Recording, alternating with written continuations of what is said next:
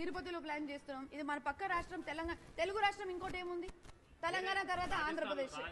ఏం రాజస్థాన్లో ఏం అనుకోవట్లేదు, వేరే స్టేట్లో ఏం అనుకోవట్లేదు. అనుకున్నప్పుడు ఫస్ట్ నేను మీకు ఇన్ఫర్మేషన్ ఇస్తాను, ఫస్ట్ గుడ్ న్యూస్ అని మీకే ఇస్తాను.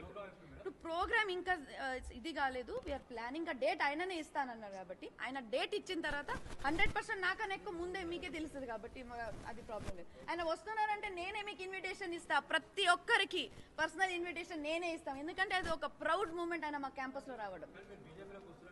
అది దానికి సంబంధం లేదన్నా, అసలు దానికి సంబంధమే లేదు. నేను పార్టీ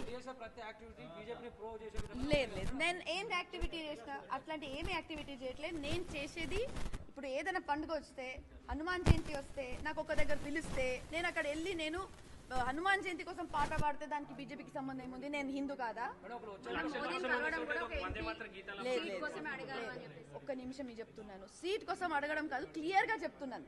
మోదీ గారికి కలవడం కారణం ఆయన గెస్ట్ ఆఫ్ ఆనర్ గా, మనకి చీఫ్ గెస్ట్ గా opening invitation, opening of our digital India skill centre కోసం ఓపెన్ చేయడానికి ఆయనకు పిలుస్తున్నాం, అంతే.